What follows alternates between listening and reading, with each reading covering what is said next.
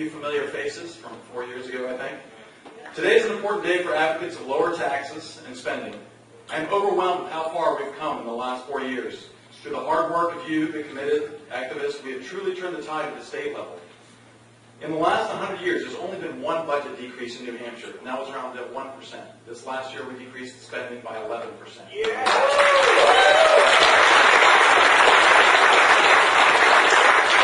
New Hampshire has started to tighten its belt and live within its means. The federal government continues to tax, borrow, print, and spend without limits.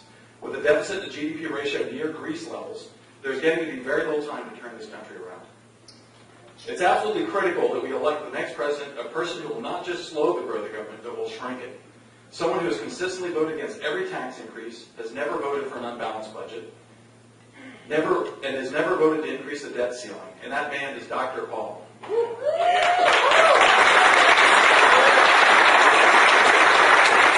Congressman Paul has demonstrated his commitment to lower taxes and spending for 40 years of steadfast service, unwavering principles, and patience. For many of us here, he has served as both an example and a role model, showing us what can be accomplished if you refuse to back down, refuse to go along to get along. And while those of us in New Hampshire have been busy these last 4 years reversing the out-of-control spending from the previous years, Dr. Paul has continued to speak of the dangers of an overspending, overtaxing government that tries to solve all the problems by printing more money. And people are listening. For perhaps the first time in modern American history, phrases like gold standard, Federal Reserve System, and monetary policy can be heard in everyday conversations in restaurants and grocery stores, on college campuses, and even in the State House. People see the government growing, the debt growing, and inflation of food and energy, and they are justifiably worried. No one, literally no one in the country, could more credibly stand up at this point and say, "I told you so," to Dr. Paul. But of course he doesn't say that. He does what he always has done. Calmly, honestly, consistently stand up for sound monetary and economic policy, for rational foreign policy, and for the rights of the individual. So if you believe in living in government, lower taxes, and lower spending, I urge you to support Dr. Paul, and obviously you are. You're here today. The man who never voted to increase our debt and who turned down his government pension. The man who inspired the Tea Party movement to call for lower spending. The man who served in the Air Force, like myself, and has delivered over 4,000 babies. Congressman Paul is the only candidate I trust to shrink the size of government. Thank you for supporting him as your next President of the United States, Congressman Ron Paul.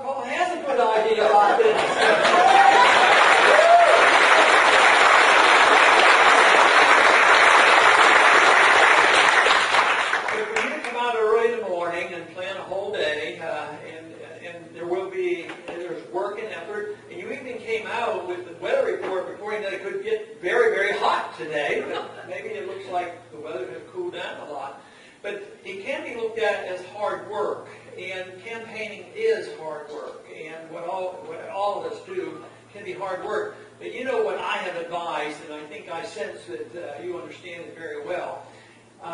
There can be a lot of fun in it because, you know, the truth is we don't know exactly what happens tomorrow or the next day in the life of our country or in our own lives. So we have to live for the moment and actually do our very best, have goals and have good beliefs and strong principles. But in doing that, we have to have fun doing it as well.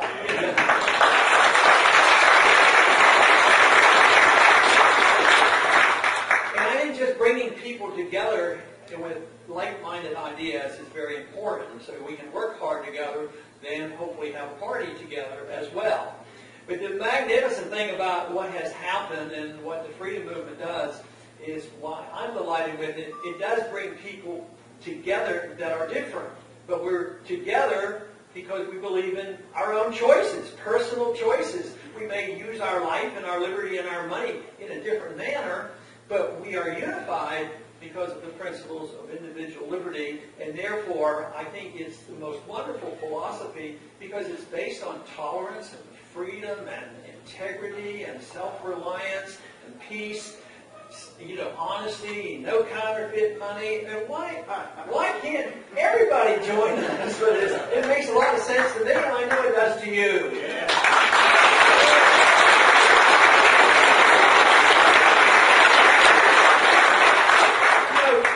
I don't know how well the straw polls and the early polls reflect, you know, long term, but there's been some very favorable things.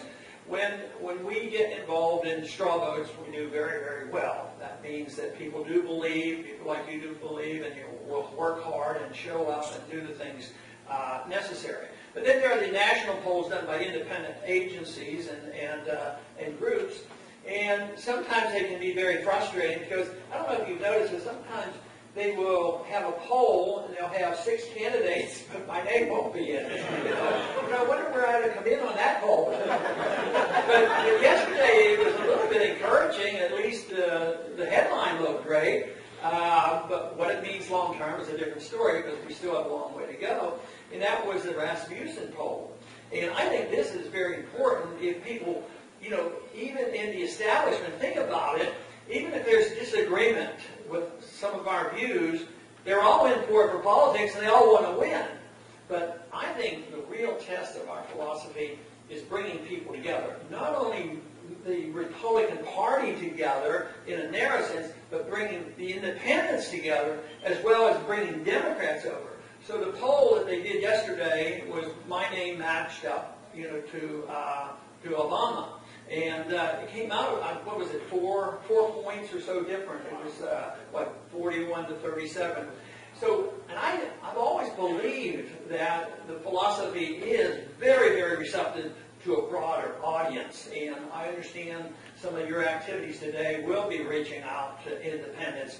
And I also understand that this state has a lot of independents. It's like the majority, and that there will be a lot of vote in the primary. So it's really a great opportunity for us. And, you know, there's always talk, every election cycle they talk, well, what do you think about the importance of 2 states, Iowa and New Hampshire? Why do they get all this attention? Isn't this wrong? Shouldn't this be, you know, a national primary? And it's some people who don't want to you know, be in a contest in Iowa or New Hampshire. You sort of can understand what they're saying, but from our viewpoint, I think the neat part about it is if you don't have the really, really big bucks, you know, like hundreds of millions of dollars, what it does, it gives you an opportunity to run in these states with energized people, and in both states. And to me, I look at it now like it's a big congressional race more than anything else. It's not a national race. But can you imagine if they ever drifted to a single primary and one day you had to compete in New York and California all at one time? That would really squeeze any independent-minded people right out. So it is a wonderful opportunity for us to be able to show our strength. And to me, the strength comes from the philosophy. It comes from the energized individuals like yourselves. People who are energized can convince other people. because even though we get together and we talk, we should never fool ourselves that everybody out there is really worried about politics. They might be worried about their job, and they worry about a few other things, and they think more about it today than they used to. But most people really aren't into politics. So very superficially, many of them vote. And it's perceptions, and I like this guy, if he's saying the right thing, if he put his foot in his mouth more than once, this kind of thing. But people who work in politics have a lot of clout. For an individual that participates in an event like this, your vote and effort is magnified 100-fold compared to the person that just shows up at the last minute and what was the last thing they heard. And you can tell in these early polling how fickle it is at times. I mean, somebody comes on the scene and they're running ahead of everybody, and then, of course, it goes down again. But our efforts in our campaign, the one thing I'm convinced of is that even though we cannot claim that we are ahead of the pack and it's a shoo-in, obviously not. I'll tell you one thing, because we believe in something and we know about it, we have the most determined, the most dedicated individuals who won't be flip-flopping and deciding, oh, okay, this doesn't look like the right thing. I think we need a neocon in the government. This is the great part about it. I think we can, depend on individuals who have joined and are involved. But even though there will be some who will be very superficial and make decisions, and that is the way it will always be, that doesn't mean that we don't need more true believers. And this is where I'm really encouraged. Compared to 4 years ago, I didn't know what was going to happen 4 years ago. And I, quite frankly, I know some would have thought that, well, if they'd have done it this way or that way, would have done much better. But for me personally, I think that much more happened during that time than anything I ever dreamed of. Even after the campaign was over, after being snickered at about talking about monetary policy and bringing troops home and having received the booing and this sort of thing. But the amazing thing, after the campaign was over, it never stopped. The momentum was there. There was truly the beginning of a revolution in ideas. And what's so neat about it, it's not brand new, it's not radical at all. It's sort of like picking up where we left off about 100 years ago and refining it and advancing the ideas and the understanding of how liberty works and how monetary policy works. So during these last 4 years, it's been amazing to me to see the interest build in the Federal Reserve System. I mean, it's fantastic. And literally, I have talked to and visited with and been on college campuses and talked to thousands of people in these last several years outside the context of a political campaign. And it's been very impressive. 10 years ago, I might get 10 young people a month to come to my office and see me in Washington, and they would come with their parents, and their parents were dragging them along. Now, it's hundreds that come. Either the young people are by themselves or they're dragging their parents along.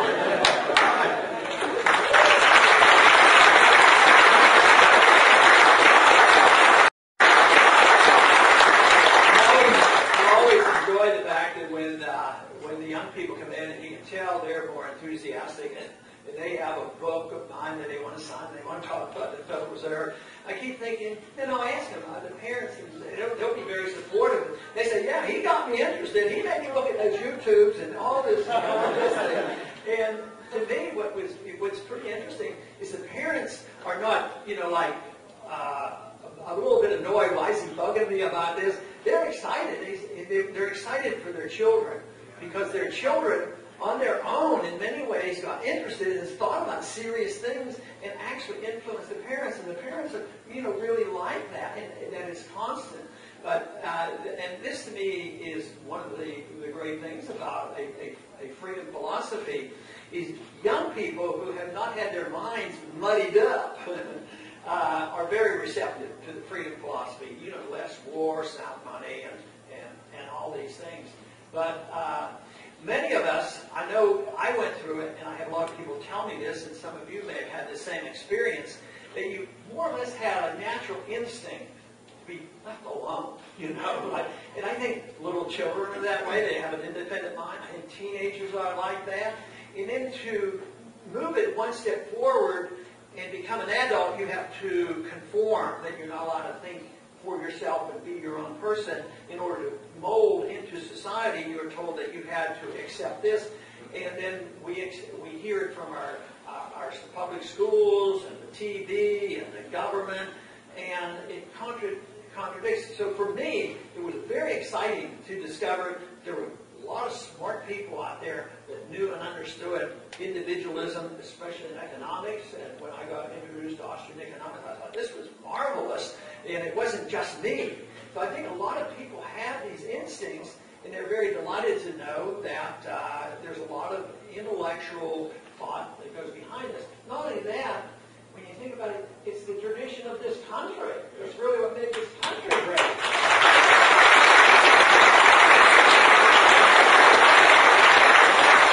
So we can defend those good traditions, we can defend our Constitution, but we also don't have to go back. We don't have to go back to the Dark Ages. That's something they'll always accuse us of. And they say, oh yeah, you want to live in the 18th century or something like this and ridicule. You don't want to go back to this gold standard. And you want to go back to this, all these things that fail. But the truth is we're the ones that are going forward. Everything we have in Washington,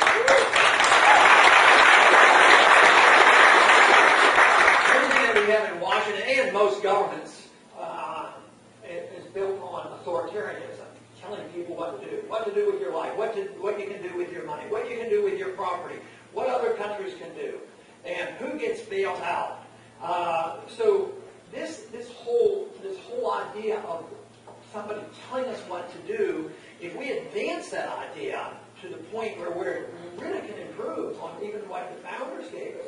You know, the Constitution was probably the best document ever written to people, but it really had a lot of shortcomings too. And therefore, we don't have to go back to a static condition. Even the gold standard, although it was far from a really well thought out gold standard. It was a gold and silver standard. They fixed the price of gold and silver, and there were always infractions. It was not truly regulated by the free market. And then it invited national banks and central banks, and it was always abused. So there's a lot that can be improved if we're able to move this intellectual revolution. But to move an intellectual revolution, we have to have troops that get more people to understand it. I don't think most people vote for self-interest, and it has to be. Some people think that the main goal that we have to do now, because we're in a mess, is what we have to do is we all have to sacrifice together. I really don't believe in that. If I could return to you all your liberties, that you had your own life, you could work and keep what you earned, and you didn't have to pay all these taxes or be sent off to fight useless wars, and all of a sudden you'd be out of the realm of the intimidation of big government, would you feel like you were sacrificing anything? I don't think we have to sacrifice. The same way we have to reverse this notion for us to be safe that we have to sacrifice liberty. That is a contestable idea, because it's obviously been known for a long time that if you do sacrifice liberty for security, you end up with neither. And now we don't have physical security and we don't have economic security because we have sacrificed too much. So I don't want you to have to sacrifice anything. And it's not so much, you don't come out here because you're sacrificing your time and you're sacrificing. We do this out of self-interest. Not in the sense of the self-interest that you're a lobbyist and you want another big grant from the government, but you do this out of self-interest because you're not asking anything and you don't want to take anything from anybody else. All you want is your freedom back.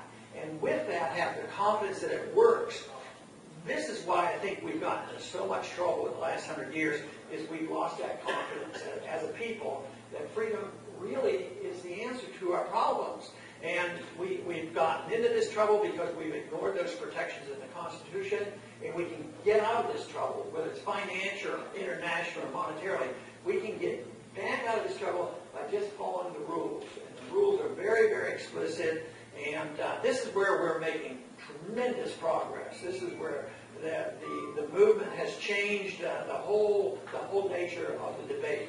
In the 1930s, even in 1932, Roosevelt ran on the gold standard and a balanced budget, limited government. And he knew that was in vogue. That's what you said.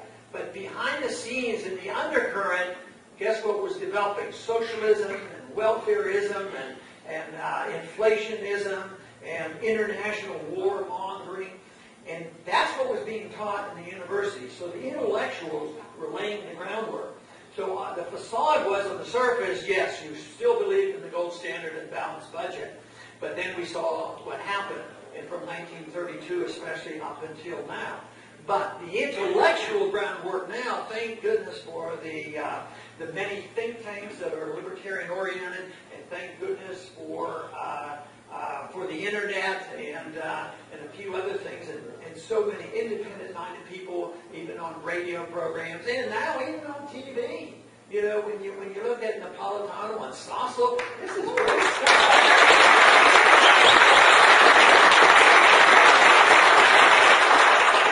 So, to be an optimist, which I am, I say that the groundwork has been laid, and our job now is to spread that message and get people confident.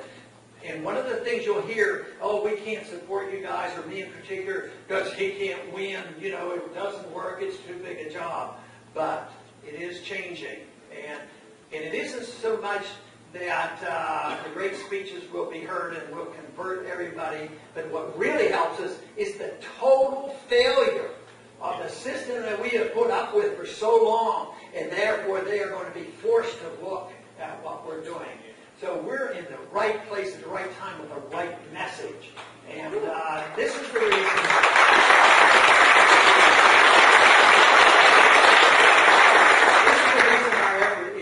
So important. So once again, I thank you very much for participating. You give me a lot of encouragement. I hope I give you encouragement. I do want you to work hard out of your own self-interest, but also want you to have a lot of fun doing that. So thank you very much.